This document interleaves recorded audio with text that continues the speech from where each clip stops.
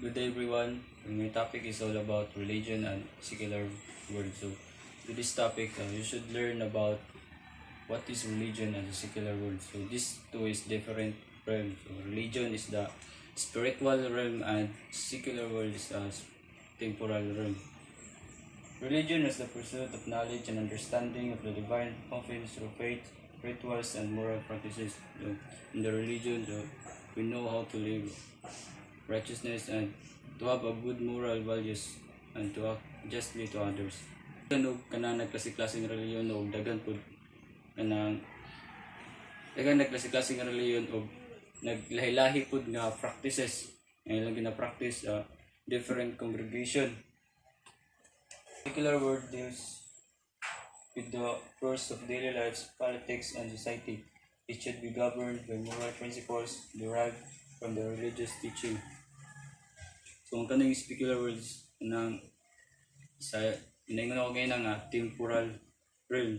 So mo nang ginabuhat nato taga-adlaw ng ato sa eskwelahan, ginabuhat ra sa balay taga-adlaw. So the best example of secular world is the field of science. So experiment sila, discover sila, nangita sila evidence para mutuo sila nga kanang nga butang is naga-exist.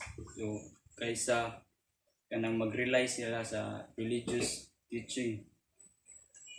The religion provides the moral foundation for the secular world, ensuring justice, order, and the common good. So ang religion usa ni siya nga naga-provide og moral practices sa secular world. Kay kung wala ang religion sa secular world is kanang bubod yun dyan o dili siya upside, dili siya justly, dili siya kanang makiangayon. Kay just like kanang nahapit na tabok kay Malala under the Taliban, kanang diba dili kanang pantay ang trato sila, kaya mga babae kay dili ginatugutan nga mo eskwela, dili according to Aquinas. So ana siya nga should be cautious of those who use religion not to advance religious or humanitarian cause by merely to secure their own agenda for power. So sabot na kanang dapat kanang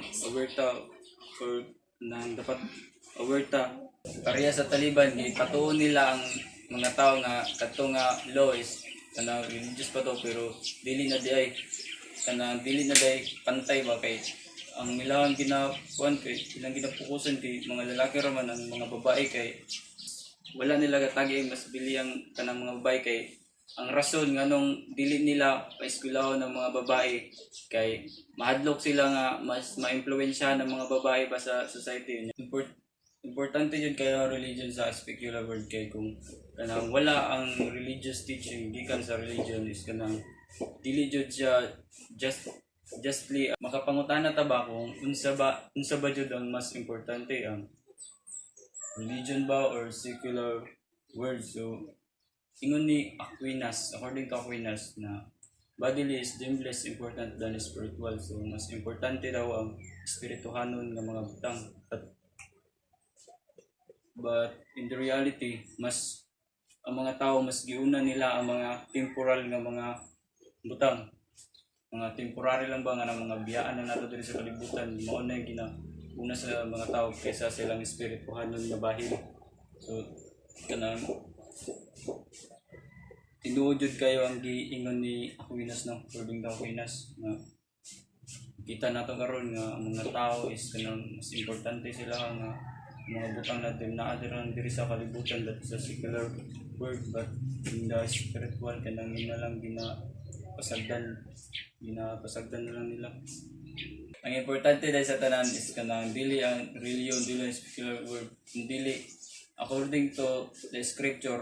Walay nakasulat sa scripture nga religion, kundi relation, nga mao din ang pinaka-importante, relasyon, para makabuhat ta og maayo sa tong isikataw.